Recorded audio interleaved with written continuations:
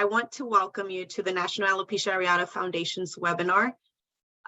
And today we're presenting the good, the bad, and the itchy, managing the wig process and cosmetic challenges in alopecia areata. Our presenters today are this fun group: Amy Gibson, Kathleen Leonard, and Georgia Van Cuylenburg. My name is Judy Williams, and I'm the Support and Education Director for NAF. So a few webinar housekeeping. Before we start, I'd like to cover a few housekeeping details. We have disabled chat for this webinar session, so please be sure to post questions for our speakers in the Q&A section. This webinar is being recorded, and all registrants will receive a link to the recording via email a few days after the program. And finally, please share your feedback with us. At the conclusion of the webinar, a link to a short survey will pop up in the browser window, so please be sure to complete that survey there. This webinar is part of NAF's You Are Not Alone Education and Empowerment webinar series. We are hosting a diverse group of speakers on a range of topics, and we want the series to meet your needs, and we welcome your input on topics that you would like to see covered. NAF gratefully acknowledges the support provided for the series by Eli Lilly and Company. So before we begin today's program, I'd like to tell you a little bit about NAF and our mission. The National Alopecia Areata Foundation is the leading advocacy organization for alopecia areata and celebrated its 40th anniversary last year. Our mission is to support research to find a cure or acceptable treatment for alopecia areata, support those with the disease, and educate the public about alopecia areata. NAF's vision is an empowered community with a choice to embrace or live free of alopecia areata. And to learn more about NAF support resources and research and advocacy activities, or to join us as an advocate or supporter, please visit our website at naf.org. And now on to today's webinar: the good, the bad, and the itchy, managing the wig process and cosmetic challenges in alopecia areata. I'm very pleased to have these three speakers. Amy Gibson, she's an alopecia hair loss expert and an international wig and accessory designer, author, alopecia spokesperson, and Emmy-nominated soap opera actress, along with a lot of other titles. Kathleen Leonard, she's an Emmy-nominated celebrity stylist, wig and accessory designer, and educator. And last but not least, Georgia Van Cuylenburg, she's a longtime NAF supporter, actress, TV host, filmmaker, and youth and human rights advocate. So now I'll let Georgia take over. Thank you so much, Judy. I am going to share my screen so we can do this and get started. But first, I just want to say thank you so much to you, Judy, and to the entire NAF team for having us today and for opening up this opportunity for so many people out there that feel alone. I was one of them, and I know the feeling to not know what to do, where to go, who to ask, and all the fears that come up with being a novice around hair loss and solutions. And my life is completely changed because I met Amy Gibson, who could help me with those solutions. She was the first person that gave me just a branch of hope, like talk about just that moment where everything changes. And I feel like today, maybe we're going to create a couple of those moments, and I feel honored to be part of that. So Judy, you were very kind to say we have a fun bunch. What she's trying to say is that we don't take this too seriously. So I want to say to everybody, we're not going to take this too seriously today. And if that is hard for some people that are at the beginning of their journey, we want to know that we want you to know we're also wrapping you in love, and that it's not easy. And so I will say, first of all, this is a safe place. This is a place where we are here because we understand, because we live it. Amy and I both have alopecia. She has universalis, I have areata patchy. And Kath has been working with people dealing with hair loss for all of her career. So this is a place where there's no judgment, there's no anything other than love. And so we want you to feel comfortable, to feel scared, to feel excited, to feel whatever you're feeling right now. It's so welcome in this Zoom world of ours.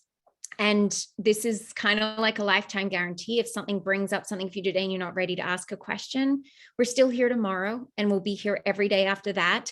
And we'll make sure that we give you all the contact information that you might need. Really important detail before we get into all the bits.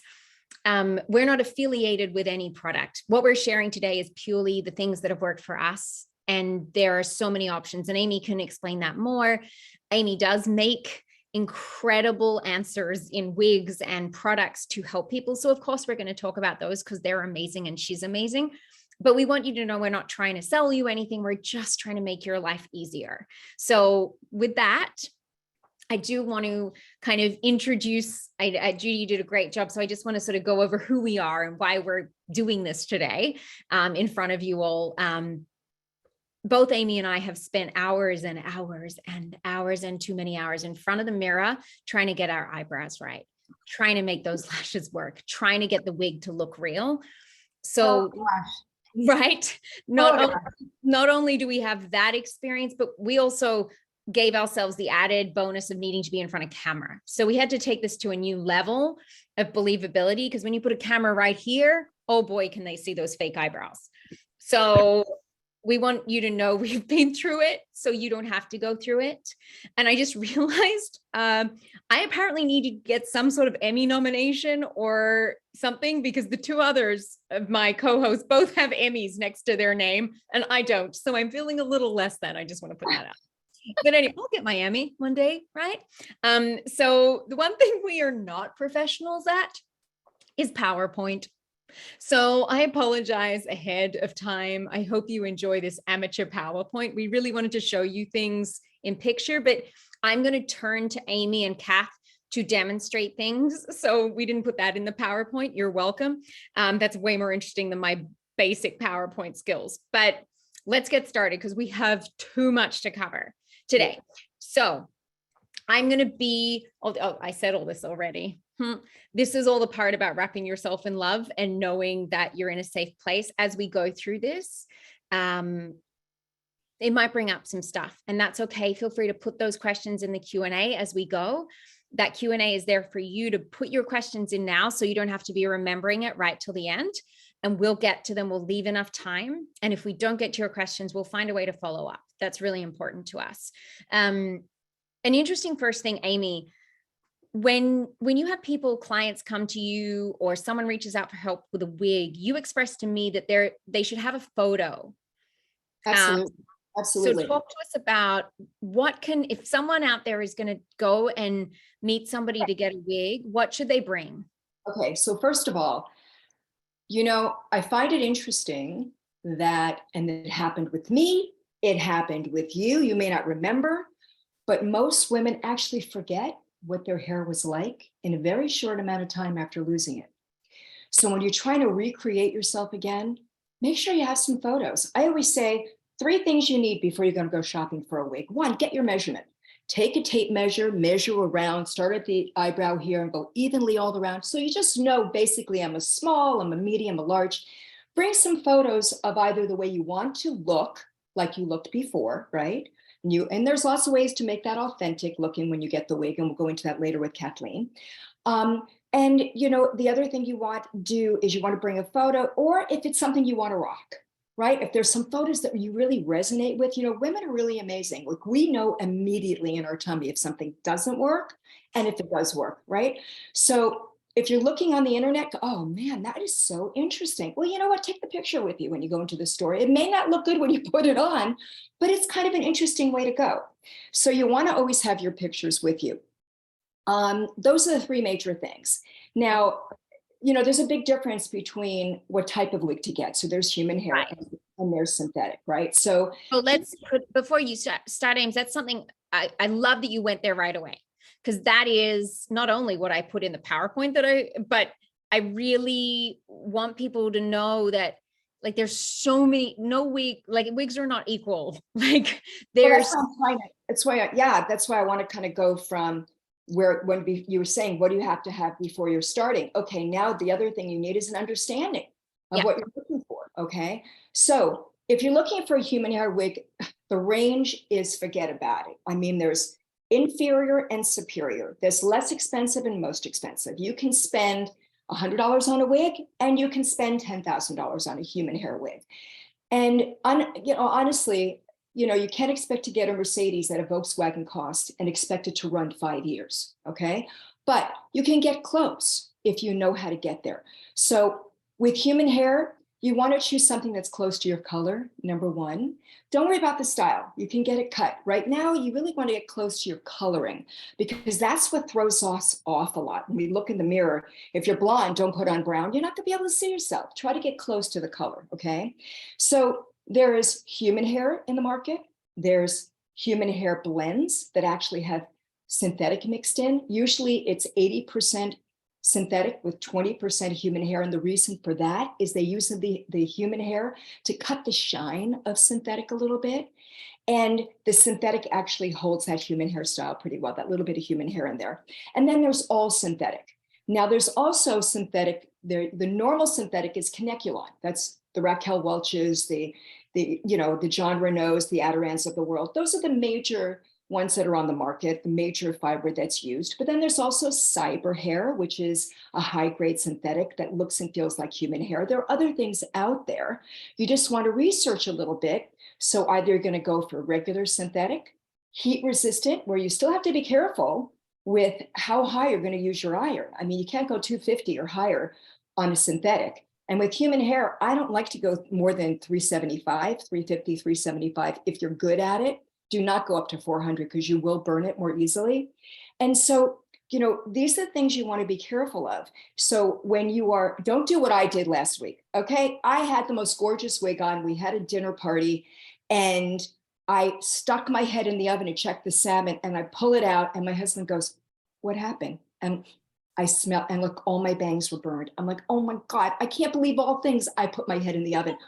You know what I mean? Like, how did I do that? So you have to remember that if you're wearing a wig, you have to be careful in doing that, okay? In how you're conducting your life. If you're over the stove and you have company, you can stir the pot with your head away from the heat a little bit. These are things you have to be very careful. Believe it or not, if you're wearing a synthetic piece and you're sitting under one of those heat lamps at a restaurant, do me a favor and don't sit under it too long because literally it can burn if it's too close. Swear to God, it's happened to me. I'll tell you all the things that have happened to me. James. So can I quickly, Yeah. I want to point out, it's so interesting. I didn't even realize this, but seeing it bigger, you can see the shine on the woman, the brunette in this picture here. Which one? We've got, because I've got the two. Okay. That one is a human, No, that's synthetic. That's what that's a synthetic hair piece. Now, the only way, let me give you a quick thing to do with shine. And you have to be very careful. You're only going to do this one time. If you do it more than this, it can really ruin the piece. But if you really have that shine, a lot of times it shows up even more with blonde.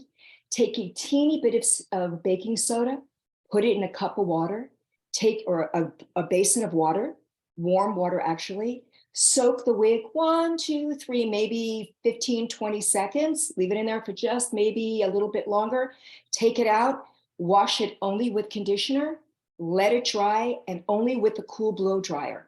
And that will take down the shine. The other thing that takes it down is baby shampoo, dry shampoo. So you can just spray from here. Don't do it like, you know what? I did this when Kathleen almost had a fit with me one day. I walked in and there was this big stripe. She goes, "What did you do?" Remember that, Kath? She goes, "What did you do?" I said, "I put some I put some, dry shampoo and I was messy. It was oily." So you have to be careful not to do too much of anything, okay? But these are some of the things that will take down the shine. You're still dealing with nylon. Perfect. So we're going to move on just for timing, but quickly, I want to highlight the fact, because this is a really important fact. We just kind of jumped in there. With human hair, you can treat it essentially like real hair as far as heating and doing like that sort of thing. With a synthetic, you cannot do that. People, do not play with your synthetic like you would your own hair, right? And one of the cons about synthetic is they wear out sooner, right? Yeah, they do. They do. Okay. They do. The other thing is, it could be either from your own perspiration or from wearing perfume or from rubbing the nape, right? Is that it gets really matted and tangled and frizzy underneath. But at the end, we'll cover the fact that you can go to my YouTube channel and there's actually a video that Kathleen and I did, and you can turn the wig inside out and it will show you how to take out that frizziness. But that's a very, very common thing with synthetics. But can we move on to basics? Yes, let's do it. Let's talk. So to tee you off with this, I did not understand that there were so many different things that can happen under the hair on the wig as far as how it's constructed. So for everybody out there, so they understand when they're buying wigs and they see different things, what are the two sorts of bases? Well, there's more. Mostly, you know, in the less expensive synthetic wigs, it's open wefted like this, okay? But then in the better wigs, there's actually closed wefted, which here are the same wefts, except that there's a lining over it, okay? So I happen to like closed wefted wigs for women that are bald and that are without hair. I deal with a lot of cancer clients going through it as well. And I like the fact that they don't have to worry about those wefts showing. And so the wefts are pretty much covered up when they have a lining, okay? So that's one thing. There's also hand-tied caps. And hand-tied caps are one material all the way around, and they're super light and you can see through them. So they're sort of, you know, as light as that. I mean, you see how light they are. So for those of you that are going through menopause or have any type of heat issues, if you're somebody that runs hot, you're somebody that a hand-tied piece would actually do very good for you. But there's also all lace. Their big thing is 360-degree lace lately. That's the entire piece being lace. More fragile, got to be real careful if you're taking your comb or a brush, because you can rip that lace like that. The lace also stretches very easily. So although things may be lighter, they're more fragile, okay? So there is hand-tied, there is wefted, right? Those are the two common ones, and there's lace. And now we're gonna go into the type of tops that there are so you know what you're buying. So you see this top here, right? It's real flat. This is a silk top. Now, you'll see it also in the photo below. And this is very important if you're going to go shopping. A silk top is literally made where they take the hair through the cap almost all the way, and then they knot it underneath, right? They knot it underneath the cap, and it lays really flat, right? The hair just comes down. But a monotop is the only way you can get height. And a monotop is a top that looks like this, but it has height. You can get height like this in a wig. You could not get this type of height in this wig. So there's monotop, which is a top that is made where the hair is brought through in a different way, so it has height. Then there's a lace top, which actually for somebody who doesn't have hair can look really terrific, right? Because you see your own scalp through it. And then, of course, there's the silk top, there's the lace, there's the French drawn, which is also known as the silk top. And then there's the monotop. So those are the three. Now, the most important thing about this is the lace front. Right. So if you're going to be wearing your hair back, like in this picture here with me, you only want lace front. With a picture like this, even though this is a lace front wig that doesn't have any edge, okay, you don't really need a lace front all the time for something like this, but I kind of like it because if the wind blows, you don't see the edge of a wig. But you don't necessarily need to have that if you're having bangs. And even if you're going to be wearing your hair back, Kathleen's going to be giving you little tips of the tricks a little bit later to show you how to do baby hair to really hide that edge. So there's a lot of ways, but if you really want something that's flatter, you want to go with silk top, or French drawn is another name for it. If you want height, remember you want monotop, monofilament top gives you height. And also an old lace, a whole lace top can actually give you some height as well. But the monotop is the one that's made specifically to give you height. This is so helpful. Before we step away from the wigs, I can't see the Q&A yet, but I'd have put this in there. What makes certain wigs so expensive? And what makes, if you could just quickly. Okay, first of all, is the hair quality. Russian, European, Italian, you know, Remy, Chinese, Polynesian, Asian. The better hair is something called double drawn. Everybody's hair grows at different lengths. So if you take a bundle of hair, there's going to be a lot of short hairs, right? Because the person who had a bundle had definite different lengths of hair growing. If you don't take those short hairs out, then you're going to have a lot of flyaways, and you'll also tangle when you wash it. So something that's double drawn where the hair is going in one direction, you don't have flyaways. Those are the type of pieces you want to look for.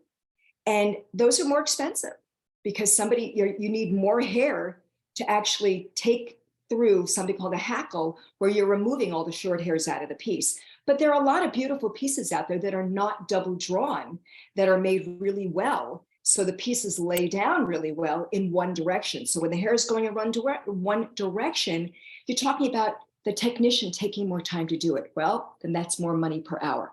You're talking about better hair. So when you think what makes something more than the other, well, monotop is going to be more expensive because you need 5 inches more hair to take through and not here. And there's your bang and the rest hangs down. So with monotop, there's always going to be anywhere from 3 to 5 inches more length of hair. So that's also a little bit more expensive when you're doing monotop versus silk. Yet there's some places that actually charge more for silk top. So, I mean, we could go into this for That so clear? long. Did I answer the question? Totally. I mean, I Okay, think it's okay. just, it's that thing of It's like, a lot of I don't information. know about, I'm Getting it. sure there's so many people out there that have gone to the stores and tried to understand why all of a sudden they get that sinking feeling of this is so expensive. Does this mean I can't be myself without getting a loan? All of those Oh, questions, and I do want to say that, like, we're getting into a good place legislatively right now, that soon, hopefully, thanks to the great work of NAF, we are going to be able to cover wigs with insurance across the board. But I just want to be able to support anyone that's feeling that sinking feeling that I had. You can wear wigs at different price points that still look wonderful. Well, let me just add something to that, George, if I may. Please. You can take a horrible wig, and Kathleen's the first one to say this. It's all in the fitting she can touch, honey. If you get a great stylist, you can make $100 wig look like $1,000 wig. It's all in the styling. And that's why knowing the little tips and tricks of baby hair and the other ways to make it look natural only can add to the authenticity of that wig, even if it's a less expensive wig. That is vital.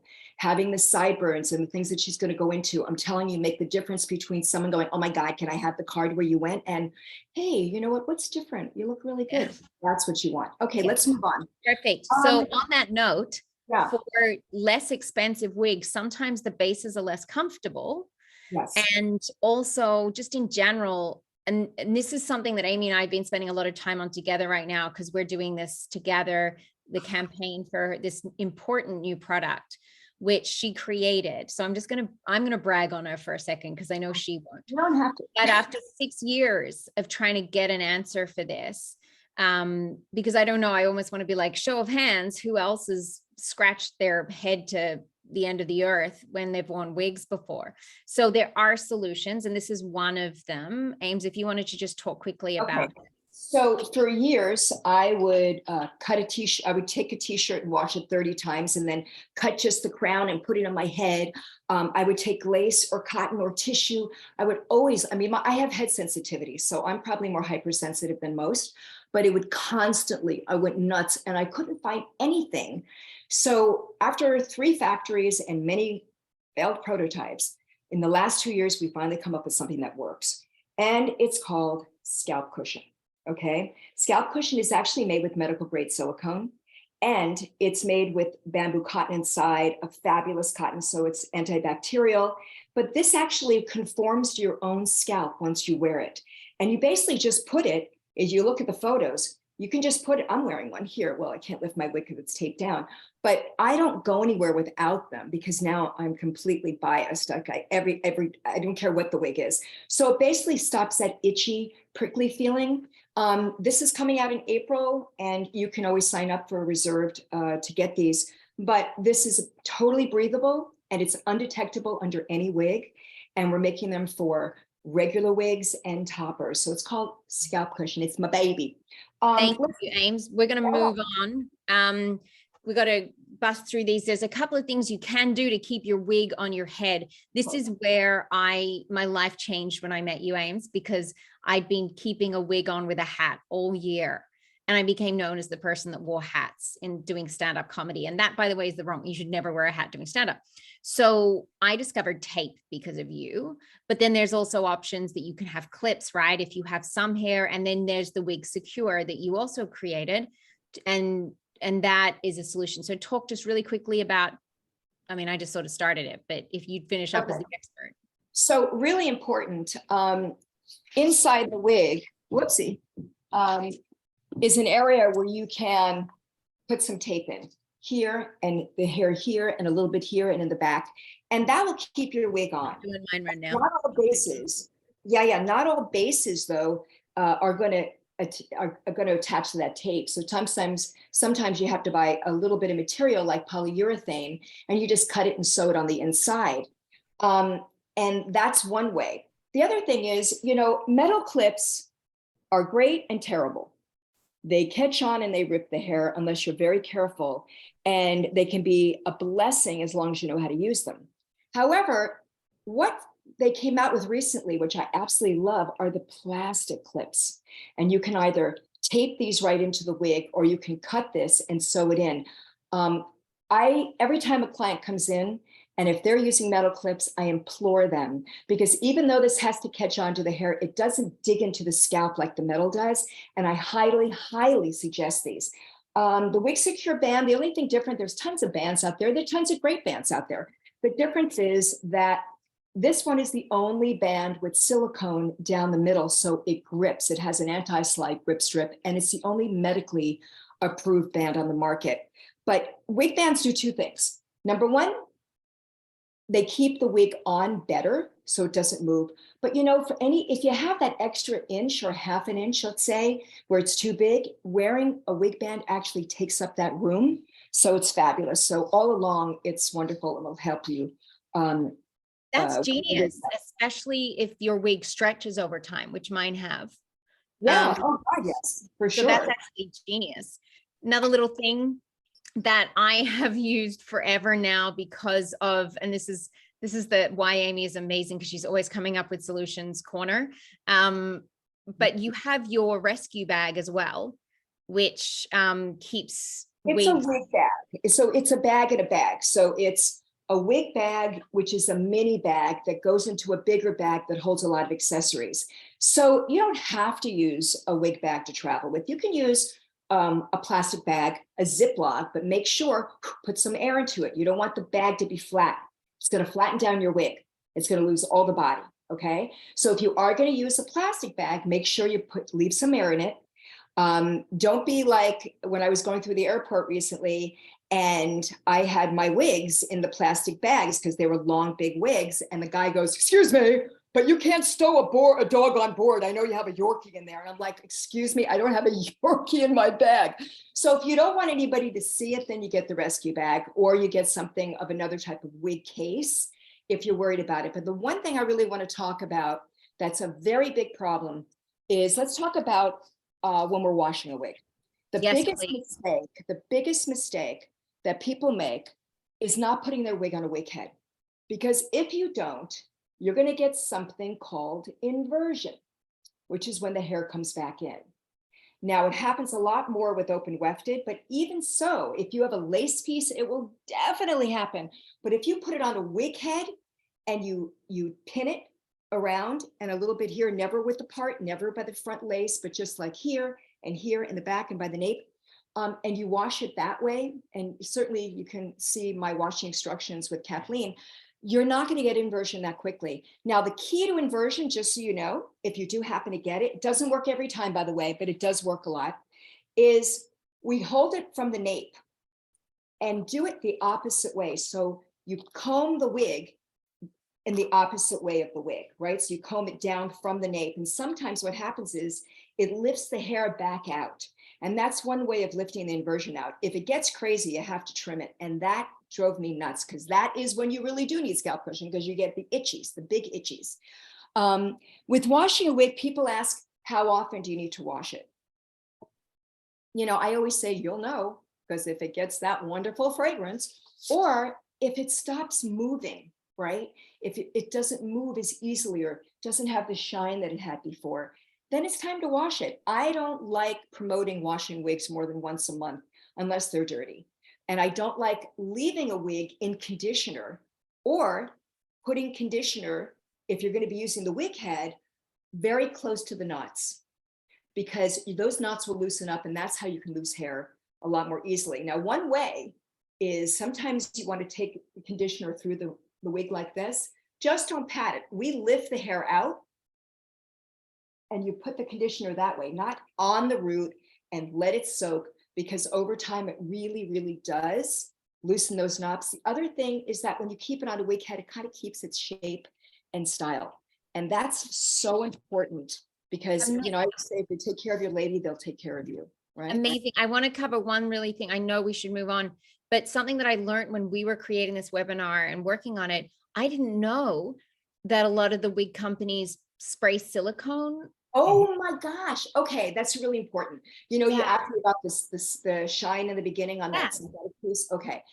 Yes. And also they spray it on human hair because it makes it look really beautiful when it comes in the package. And what happens is after you wash it a couple of times, usually after the first time with human hair, with synthetic hair, probably 1 or 2 times, it kind of dulls it out a little bit, or maybe it doesn't move like it did before. It's a very common thing. And that's why Kathleen insists on washing every piece when it comes in, so we can really see what the real color and the feel of that wig is, whether it be synthetic or human hair or a blend. And I've really learned a lot from her about this, because honestly, I know how to design wigs just from my own stuff. I didn't know anything about the styling like I've learned from her, and all the things to be careful of. And one other thing I'm going to mention, not everything is with wigs. So let's talk about extensions for a moment. Okay. We pass this over to Kathleen.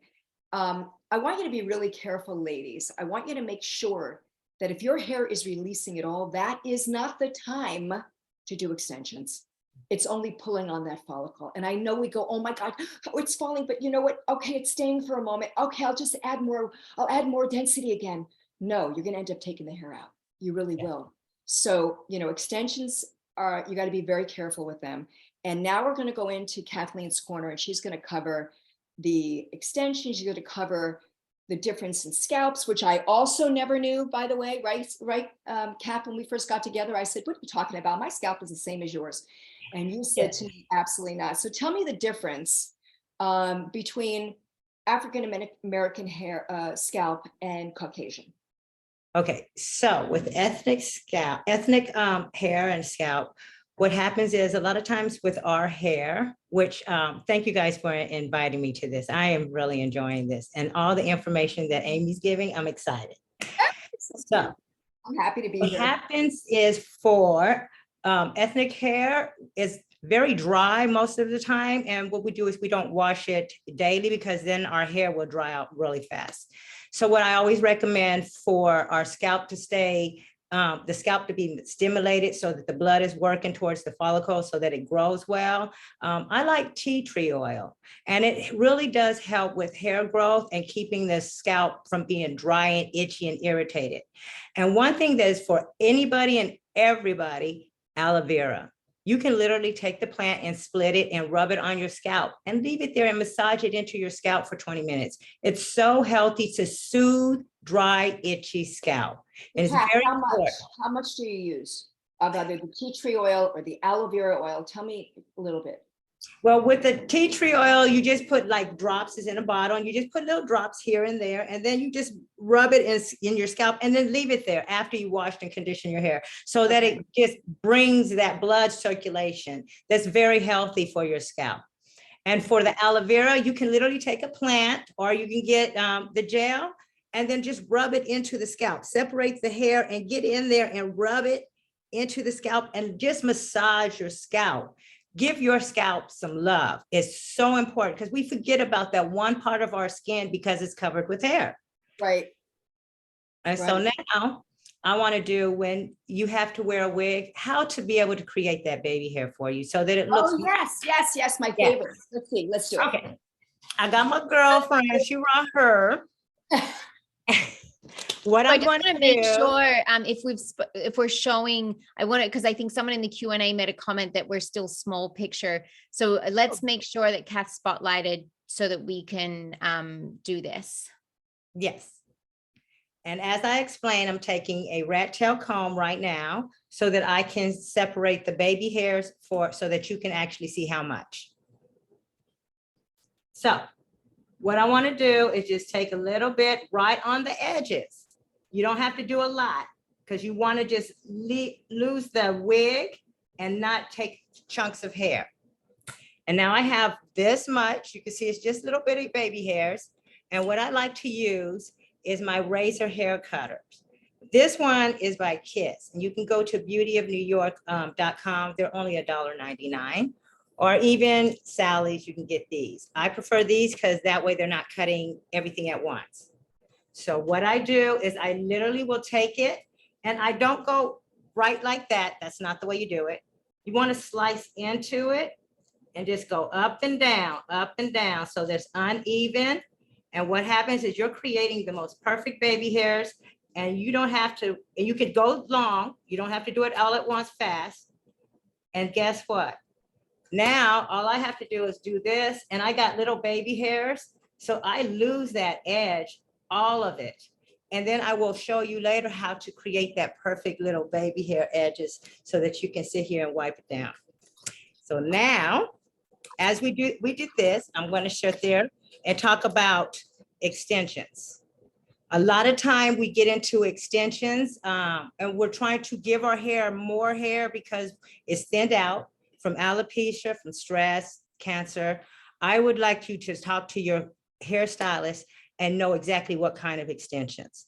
Not everybody can do braids or the cylinders or the individuals, because too much hair on that fine hair when they're going through hair loss can be too much and it will just pull it out. So you have to be very careful with that. Now, some people just want weight here where their hair is growing, but it thins out really quick. So like a weft, sewing a weft, or your cylinders, or even tape-ins to give you this fullness here, amazing. But not too much hair on each hair. Like, don't put 3 or 4 tracks on one weft. That's too much. You want to make sure you give your hair a balance and protect your scalp. I love to sit here and tell people, if you need something here, wear a topper. You don't try to sit here and put a whole bunch of hair here and you have no hair here.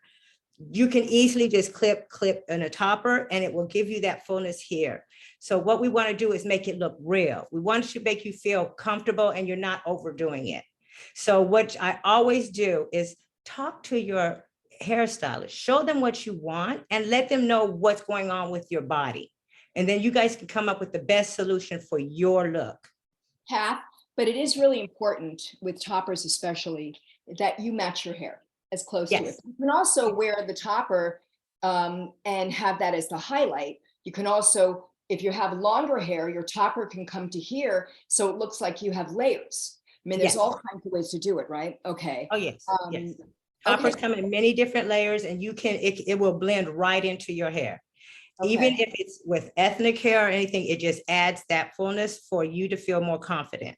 Okay. So, but I do want to talk about these little small pieces that people are now creating. So when you don't have, like you have one spot, like a lot of people have stress points where they'll go bald in one spot. Yeah. So what they do is they'll get these little round pieces or little hair, and they'll just clip it into that one spot. What I recommend you to do is wherever you're going to clip it in, put a little hairspray there. So that way, when you clip it in, let it dry a little bit so it's tacky. Don't tease it, because a lot of times when you try to comb it out, it breaks. Don't do that. This is a way so that the clip will hold on to your hair and water will release it without stressing any of your hair. And you just clip it in there. And then after it's in there correctly, you can tease around it and then brush it, and it will just flow right into your hair without having to fight it. Great. That should help you a lot with that. But let's get into these toppers. I do have one that I can use on my girlfriends, so I can show you how to blend that front. Like a lot of times people with toppers, they have a hard time blending the front with the lace, because you'll have lace and then it doesn't lay down the way you want. There's ways to fix that, so that way you don't have to worry about that, and it's amazing.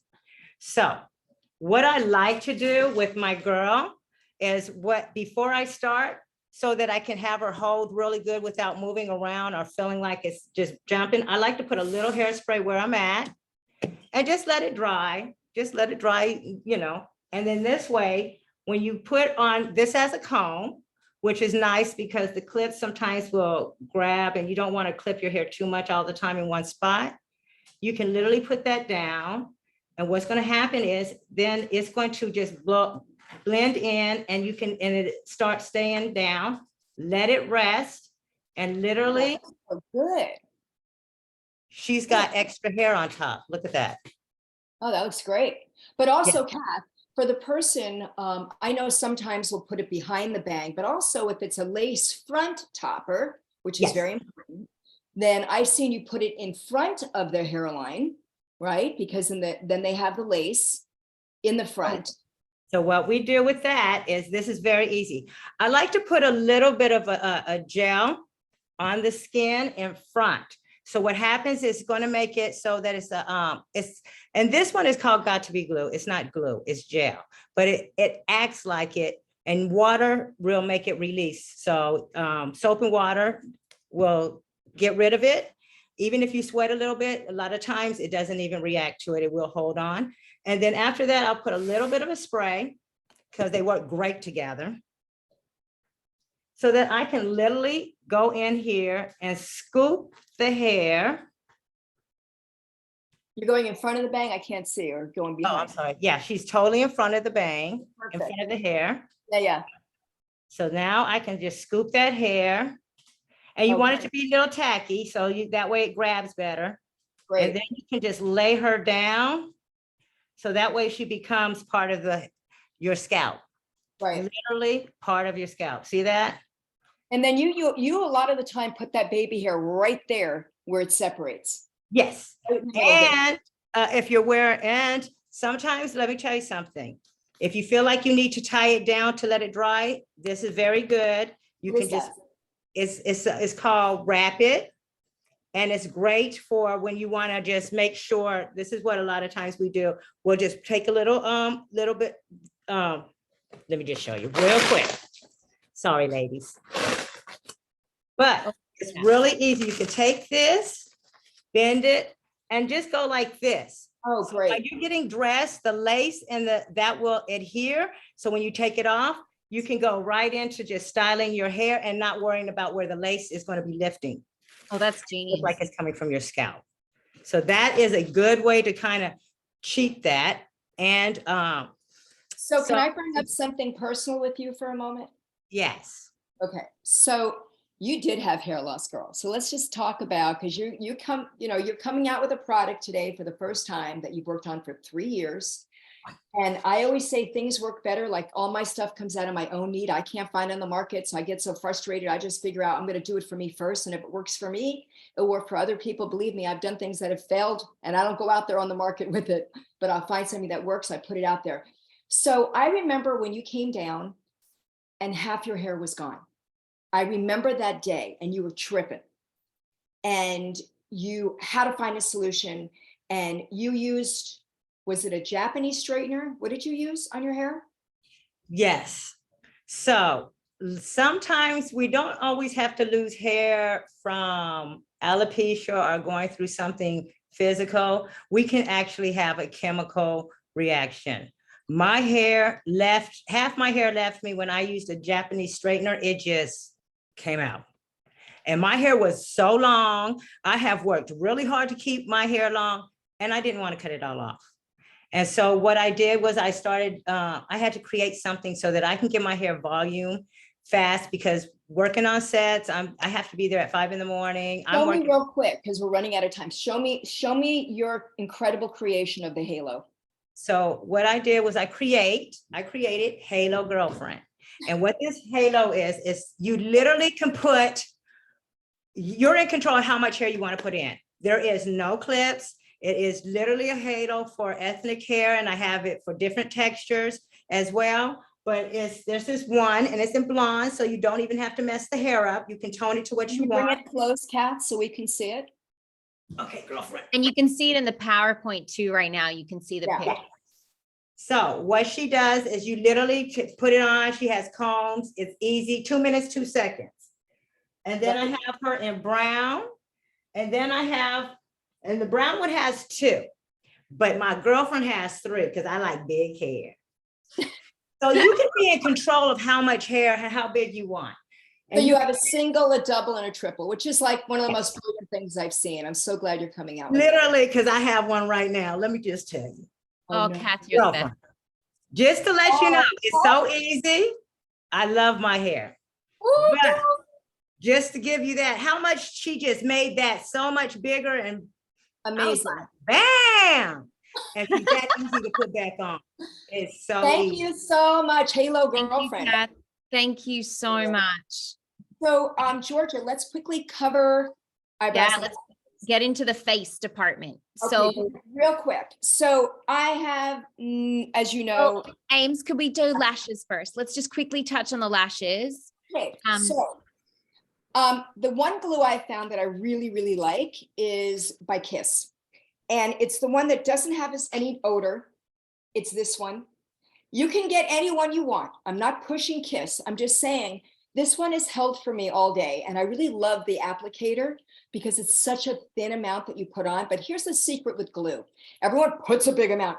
You want to just put a little bit amount on this lash. You do not want to use a whole big, and you want to definitely fan it. So you want to get it to where it's tacky so that when you put the lash on, you want to, first of all, you want to make sure that this lash is going to cover all the way to here, but not to here. So you must cut them, but you only cut from the outside of a lash. You never cut from the inside. But the ones that I have found the most comfortable, that have the very thin band that the lashes hook onto, is Naked Lashes by Ardell. I must have 150 types of lashes in my drawer. And these are the only ones that I found that aren't pricking me, you know, that aren't. And that's Ames, really important. I just want to put it out there for everyone. Amy doesn't have lashes. No, So I this, have nothing. this No, is I- her, because some people always say, can I do it without my own lashes? So the answer is yes. It's trickier, but you absolutely can. This is the answer for people that don't have lashes. I'm sorry, go on, No, George. no, you go. And you know what? I'd be happy to show you guys or whatever when we have more time. But the main thing when you're putting on a lash, there are three things you need. You need a really good tweezer. I like the ones that have an angled edge. It's just easier to work with, but there are a lot of people who don't care about that. And scissors to be able to cut your lashes. And then you want the glue that you're going to use. But the main thing of when you're going to put a lash on, and some people can put them on with their fingers. I am so not good like that. I like to start right in the middle, and I first get that in there, and I make sure that I have them going upward. And once I have it upward, I kind of go like this, and I put the rest of it on. So it's going up all the way around. This way it doesn't hang down. So that is one way. The next thing is, because I have no lashes, one good way of cheating is literally by putting liner on the inside of the eyes. So it looks like you have lashes from afar, but you don't, right? And that is my biggest cheat sheet, is when I go to the store or Starbucks or whatever, I never go out without my liner, because I don't feel like I have a frame in the morning. Without brows and without lashes, I just feel like I'm this blank frame, right? This blank canvas. And so the first thing I do for me is I put on my brows. Now, there are a lot of great brow products out there. I'm just going by what works for me. I use this on my clients a lot. I love this pen.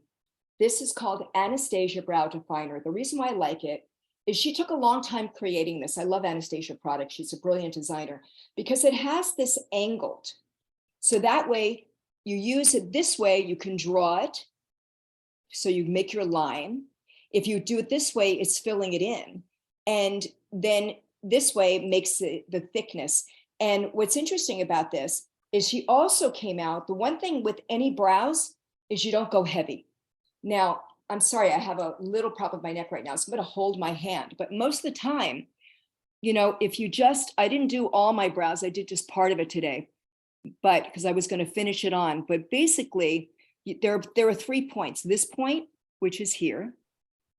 And can we show that chart, George? Yeah, let me do that. There's that point and there's this point. Find your high point first. I go and find the high point first, because then I know how far to take it down and how far to go this way. That is the thing that helps me most. But the brilliant thing that she came out with, and I think there are other things out there, right, George? You got something similar, but Yeah, I would use a love- Revlon version of this. right? But she came out with somebody called the Brow Pen. And what I love about it, I don't know if you can see, but it looks like this one I did already. And I always go a teeny bit above so it looks like I have hair. And I'm going to tell you, I have cousins that know me my whole life and they have no idea. Like, oh, wow, I really love your brow. They got thick. And I'm like, are you an idiot? Did you forget that? Like, I have no hair. But it is really good. So I love Anastasia products. The only thing I'll tell you about the definer is it does run out kind of quickly, Yeah. right? It does. But to me, it's the best one that I have found. It's not that pointed pencil, and it just gives you that really beautiful, easy brow. And Beautiful. so that's what I feel, is one way. And you can always, yeah, here we go. So my favorite brow out of all of this is the beautiful brow in the middle. I love the hearts flying up there. That's Beautiful people brow. telling you that they love you. That's audience members. I didn't know that. Even do that. That's so sweet. Thank you. Oh my God. I'm so blessed to be here. Really. I have often been part of this community without being public about it. And I always are. Look at them going crazy for you. It's so cute. It's so sweet to my clients and stuff. But this is the first time I've actually been asked to host anything for them. And I'm so grateful. But the reason why I like the beautiful brow, you could see where the line is. See how the arch in right there that we talked about, and then it comes down, that arch in the middle. The same thing is this one on the far left on the bottom, that high arch. So she took that up there and then you bring it down. That's why it's so important. Even the one up above with the blue eyes, even though she has a thick brow, she has that little bit of arch here. The arch is really important because it's what lifts the eye. Doesn't have to be an arch like this. And years ago, I had mine tattooed and it was a terrible job. And I actually still have a little bit of tattoo here that I have to get lasered off. One of the reasons why I haven't done my brow again is, believe it or not, I like playing. I like having them thick one day and thin the next day and arch the next day. So for me, I have fun. In the beginning, it was devastating because I always knew how to do everybody else's brows. But when I lost my own, it was devastating to figure out how to do that because I'm a righty, right? So trying to do that and then doing my left, it took me a long time to figure it out. But these little tricks I'm telling you about really helped. And again, as long as you have the right tools at your fingertips, you got a good pen, you got a good brow, you got a good liner, you have something to keep your wig on, if it's clips or whatever, you have the wig that fits you well. As long as you have all those tools, I swear to you, from somebody who's lived with this since she's been 13 years old, you can definitely find your way through this journey.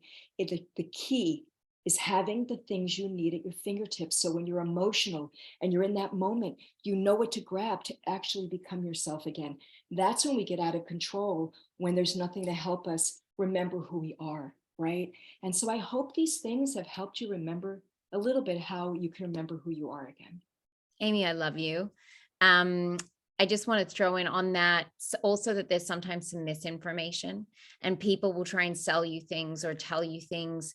One of the things that I wanted to just sort of throw out there before we move into the questions is on the brows, microblading and tattoos. There's very few people that do them very well. So if you can find that person and like I would ask around amongst the community, find someone whose brows, if you want to get microblading, find a person whose microblading you love and ask them. Yes.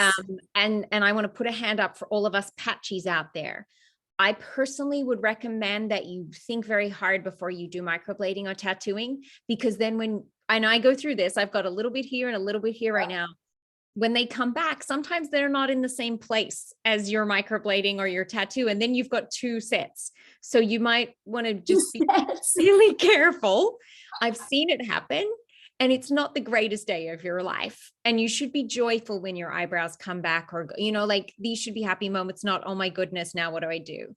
So just on that, but I really want to get into our questions. We have 93 questions. Oh my God, let's go. Let's go. So there's a lot in here. I'm going to try and bump through really quickly. And like I said, you're going to get our contact information at the end. If we do not get to your question and you want support, use that email, whether it's mine or Amy's. We talk every day, at least 3 times. We will answer your question at some point. So the first question is for Kath. Most likely our person is desperate to find textured wigs that mimic African American hair. Everything I'm offered is Asian or Caucasian hair. Please help. Kath, do you have any recommendations for places to find good textured hair? Okay, so when it comes to textured hair, understand there's no African American hair. All of this has been permed hair. That when you say 4Cs and all that, those are the size of the rods. That's what makes the textured hair. So I do like Love Me Hair is a great website. They have Afro hair, Afro textured wigs, as Yo Wigs, W is YO Wigs. So, and then there's Indic Wigs, it's INDIQUE, in Indic. Yeah. Wigs, but I like their hair. I like the quality of their hair, especially for textured, Afro textured hair. They have really nice hair. So these are stuff you can get off on the online, off the website, as well as you can contact Amy and I, and we'll be able to help you, guide you as well. She makes custom wigs, and it doesn't matter what texture or what ethnic hair. She's amazing because we look at the full package, the cap, the type of hair, the type of curl, and we're able to help you become that person so that you can look like your authentic self. Kath, amazing. Just to let everyone know, we're going to go a little bit over, which is thank you, NAF, for agreeing to do that because we need some more time. So we're going to get to some of these questions, but Judy, just give me a holler when you're like, okay, that's enough, ladies. We've had enough of you. But we'll keep going until you tell us, okay? Because this is what we do every day, talking about this stuff. So Susan, your question about the insurance, I don't want to speak here. It's out of my place. I know that we've had some great news recently. I would reach out to NAF and ask specifically where things are at with the insurance coverage steps at the moment, but I'm excited personally. One of our attendees has had trouble getting false eyelashes on. I want to jump in here and say something that I've had success with when I've not had my lashes is the magnetic eyeliner that's now available. I use Kiss as well, just because it's the strongest magnet I've had. But when I didn't have lashes on this side, I was able to get them on with the magnetic. So I just want to offer that, but maybe reach out and Amy can share a little bit more about The only thing with that is, now you can tell me if you found them, but I've never been able to find a magnetic lash. It's not heavy. It's like heavy on my lid. There is that. I mean, yeah. Well, first of all, I mean, I have no lashes anyway. And when I had my lashes, they didn't have magnetic lashes out. But I had somebody, you know, I'm sent a lot of products by people. Try it. I want you to endorse it, whatever. And this woman swore to me that you can wear them if you have no lashes. And I gave her all the things, the reason why I don't, and it was the worst thing I ever tried. So I have not been able to find one. If anybody knows one that will stay on, that's not heavy, please get a hold of me. I would love to have it for me, to be honest. Perfect. Yeah. And then we'll share it with all of you. Deborah, who's about to have surgery. First of all, I'm sending you a lot of love, a love from us. She's feeling uncomfortable going without wearing a wig, but not sure what will it be acceptable to wear during surgery. I'll tell you, I wore a wig during surgery once, many years ago. So I don't think there's a rule against it, but maybe Amy, you could share. There actually is. It depends on the type of surgery and the OR. Oh, so, okay. A lot of times, if it's a very sterile environment, they do not want you wearing a wig. That's why I always, I'm having surgery soon, and it's something that I actually talked about with my surgeon. And I said, I really don't want to go in there looking ugly. He said, well, I'm sorry, then wear a turban. So, you know, I can't wear my hair. So sometimes I'll let you wear a turban. You know, there are things out there. You can write me, and I'll even go online and find them for you, where there's a little hair with turbans that are out there, or hats with hair, or turbans with hair. They may allow that. I'm kind of vain, and I'm not comfortable actually just kind of going in a turban. So there you go with that. So interesting. So different. Or a beautiful scarf, you know, something really pretty that makes you feel pretty. Yeah, find that thing that actually you look at and go, oh my God, I want to wear that regardless. I would say. And Deborah also asked about swim wigs. Yes. So there's two ways of going in a swim wig. It depends on your finances.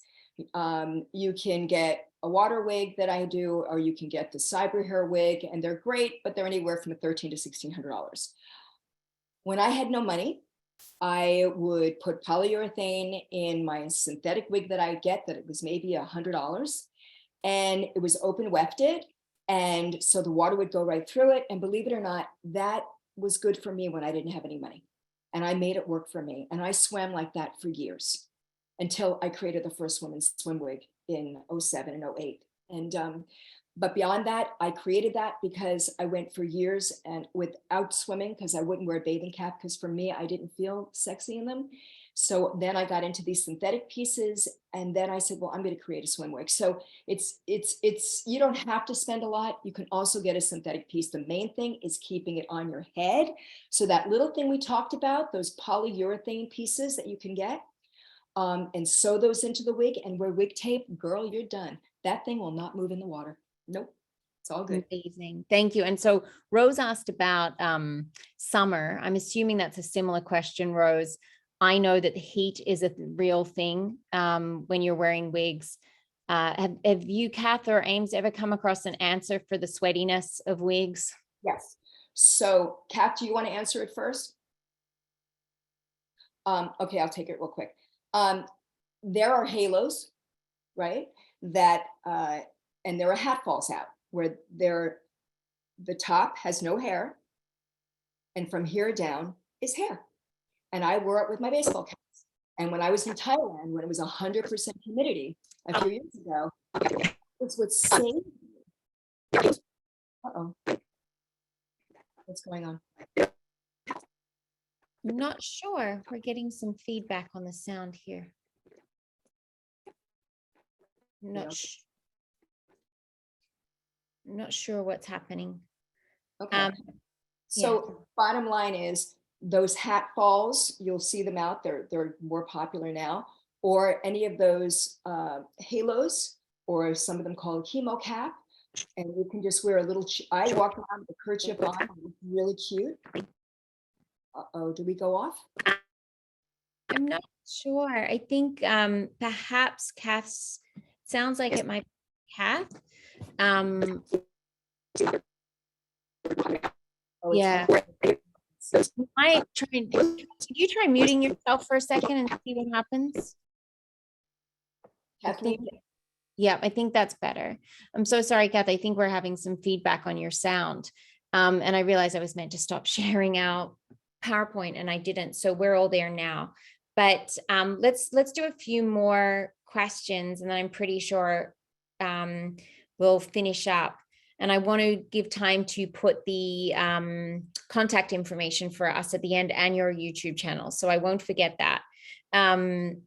A lot of people are asking about places to find human hair wigs in great volume so that they can try lots of things. Obviously, I shop at Amy and she has lots of wigs, but maybe we could make some local suggestions. There's one question about New Jersey. That's a tough one because so many places closed with COVID and now a lot of stuff is done online.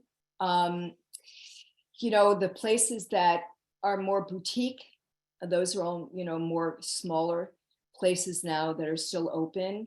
I'm one that would go to a online portal, any of the ones that are out there. You know, there's the Wow Wigs, the wigs.com, those type of places.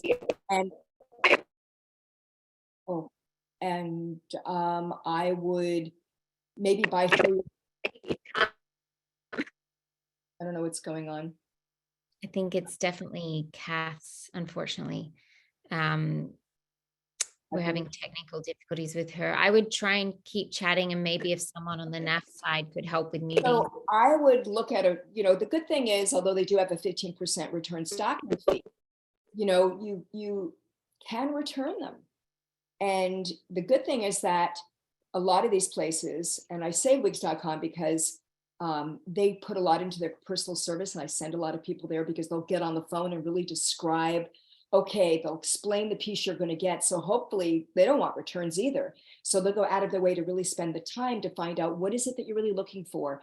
And maybe they'll suggest 3 or 4 pieces. And a lot of the times I end up keeping 3 out of 5, you know, and then you can always return them. And that way you can try them on in the privacy of your own home. And that's the type of girl I am. So if you said New Jersey, I will look around for you. And you're looking for a regular synthetic store or human hair store. And that's what you need to tell me. But if you want to get in touch with me, I'll look at my my store list of people that I sell to in other places and see if there's someone there that will help you. Okay. Amazing. Okay, I'm going to throw out a few more quickly, and then I promise we'll let everybody get back to playing with their hair at home alone, or no hairs or whatever you want to do. Go hug somebody. It's good for the world. So removing hair glue and hair tape is the hardest thing to do for my hair prosthesis. I use 91% alcohol and soak the edges of my lace. And there is always a sticky glue residue. Hate cleaning up the glue. Any good suggestions? This is Kath's area. And then I don't think Kath's going to be able to answer it because she is. Okay. So that happens to mine as well, and it drives me crazy. And, you know, there is the acid glue remover as well, and as well as the 99% alcohol. And there's Glue Be Gone.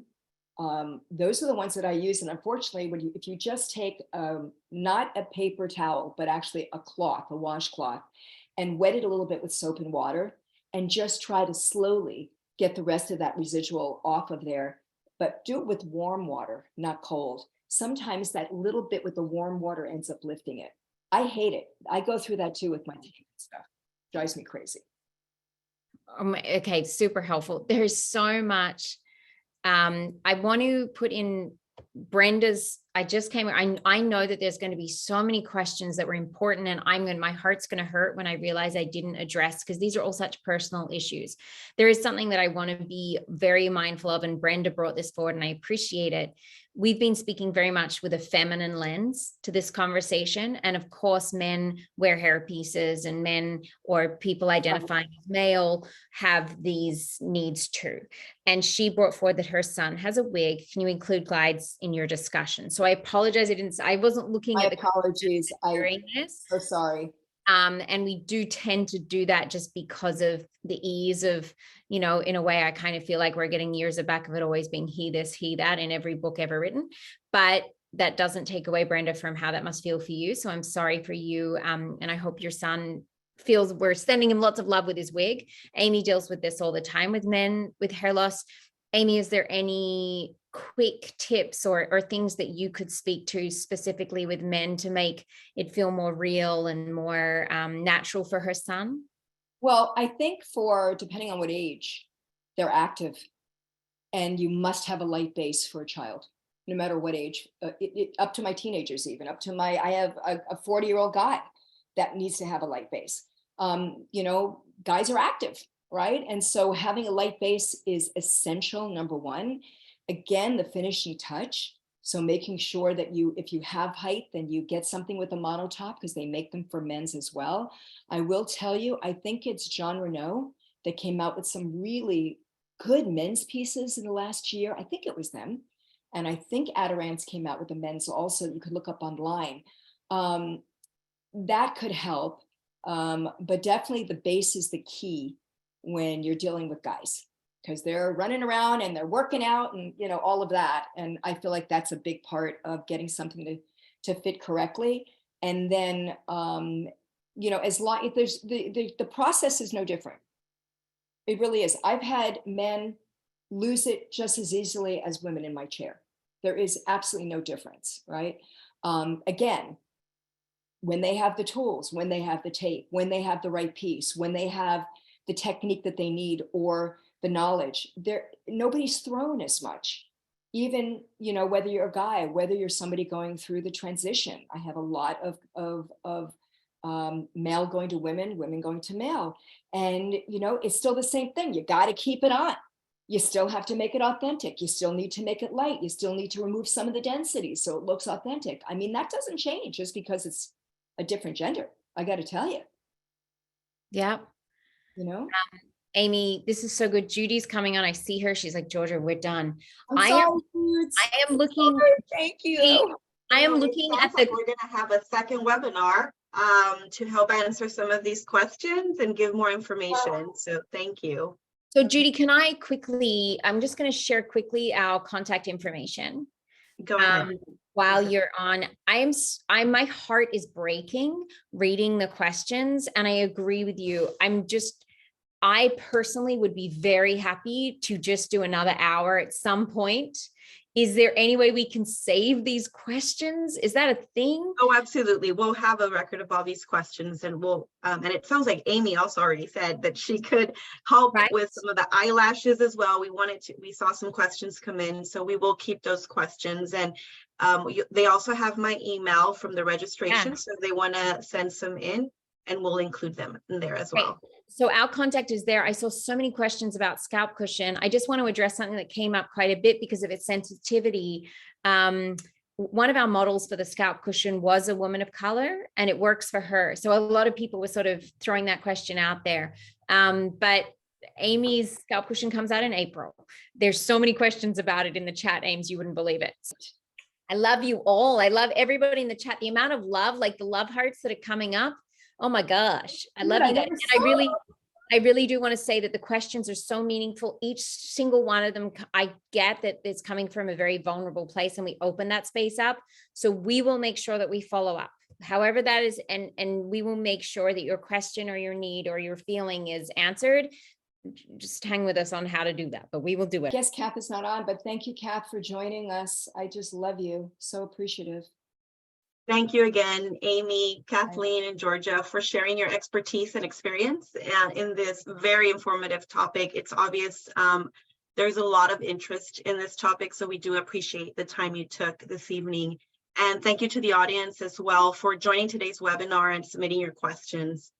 Remember to share your feedback on this webinar to help us plan future presentations. And it sounds like we're going to have a second webinar to continue with a lot of these questions, helping answer some of these questions. And your feedback is greatly appreciated. And for our next webinar, join psychologist Lisa Lombard, PhD, as she discusses the impact of alopecia areata on mental health. Dr. Lombard will share her expertise on navigating the emotions that come with the diagnosis of alopecia areata, and guided imagery and breathing exercises for stress management will also be discussed. Registration is already open. You can go register on our website, which, by the way, we just launched our new website. It's improved great, and so please go check it out and register for this new webinar. And thank you again for everything, for joining us this evening. We do have additional resources from NAF. We offer a number of resources and programs to the alopecia areata community, including support groups, our youth mentor and legislative liaison programs, as well as news and webinar links and how to get involved. To learn more about NAF and the resources we do offer, please visit our website at naf.org or email us at support@naf.org. Thank you, ladies, again for everything. And this concludes today's webinar. And thank you for being so patient everywhere. We went a little bit over our time, but I think it was needed and appreciated. Thank you for joining us, and we look forward to seeing you on the next webinar.